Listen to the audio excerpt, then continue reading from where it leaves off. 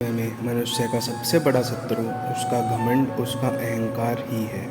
प्रत्येक व्यक्ति इस अहंकार रूपी शब्द से किसी न किसी रूप से अवश्य जुड़ा है। किसी को अपनी कुर्सी का घमंड है, किसी को अपनी पोस्ट का, किसी को अपने सौंदर्य का, किसी को अपने पैसे का, तो किसी को अपने ज्ञान का। अपितु ये कहना उचित नहीं होगा कि यह शब्द केवल इसी ही युग में प्रचलित है, बल्कि यह प्रत्येक युग का एक अभिन्न अंग रहा है।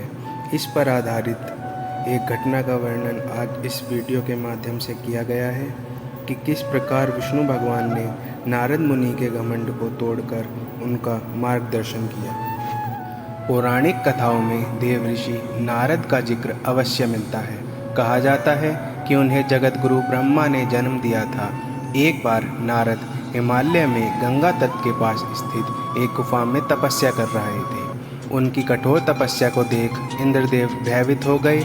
उन्हें डर लगने लगा कि कहीं नारद तपस्या से उनका सिंहासन न छीन ले। इसलिए इंद्र ने कामदेव को धरती पर भेजा और नारद की तपस्या भंग करने के लिए कहा। देव धरती पर आए और नारद के चारों ओर मनमोहक कृत्रिम वातावरण बनाया। चारों तरफ सुगंधित फूलों की महक छा गई। बसंत ऋतु का मौसम आ गया। चिड़िया और अन्य पक्षियों की मधुर आवाज़ें गूंजने लगी।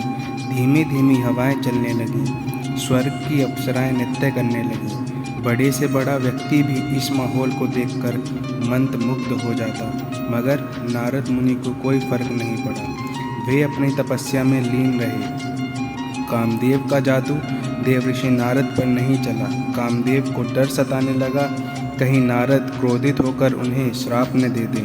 फिर कामदेव जाकर नारद से क्षमा मांगने लगे।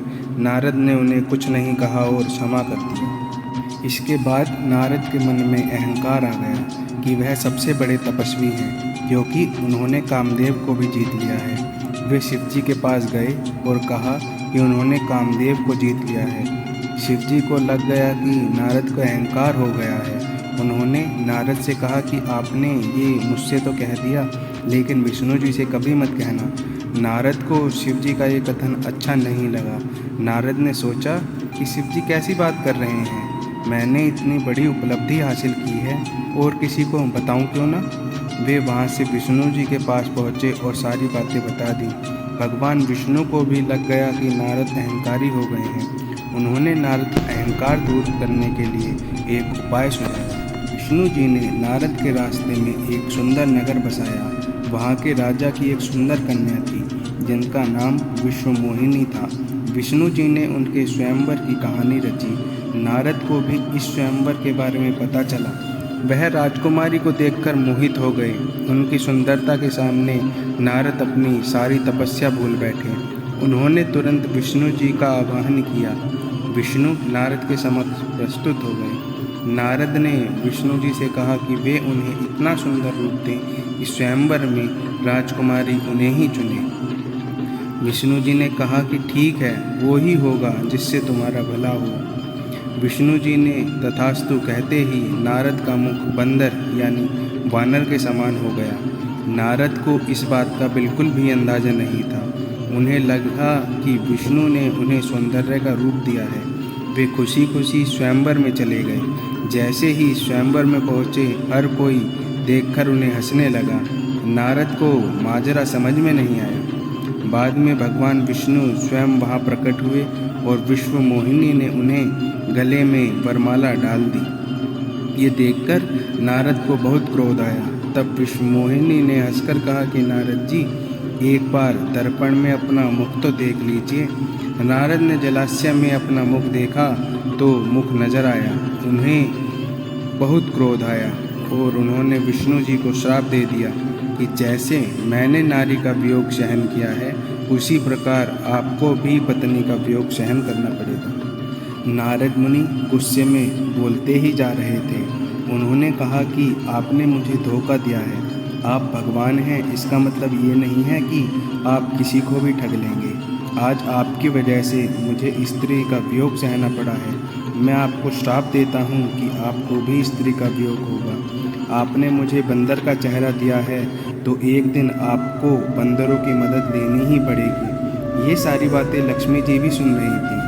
देवी ने विष्णु जी से कहा कि आप इतनी बातें क्यों सुन रहे हैं। विष्णु जी ने देवी से कहा कि नारद मुनि से स्तुति बहुत सुनी है, आज निंदा भी सुन लेते हैं। जब नारद जी शांत हुए तो विष्णु जी ने कहा कि आपका श्राप मैं स्वीकार करता हूँ। इसके बाद भगवान ने उन्हें समझाया कि आप संत हैं, आपको घमंड हो गया है कि आपके जैसा संत और कोई नहीं है। आपके जैसे संत के लिए घमंड करना अच्छा नहीं है। इस वजह से मैंने आपका घमंड तोड़ने के लिए ये पूरी माया रची। वह राज्य, राजकुमारी, स्वयंवर सब मेरी ही माया थी। आप जैसे संत के मन में एक राजकुमारी के लिए काम वासना जागना सही नहीं है।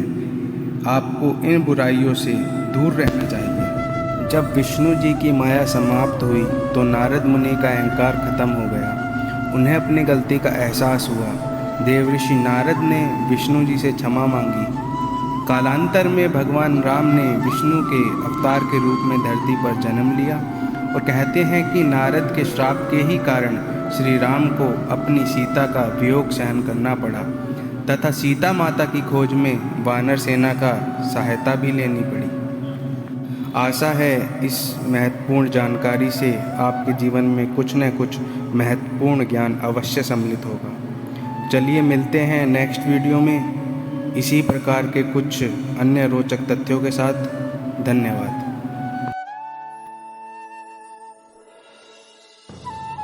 Subscribe now and press the bell icon. Never miss an update.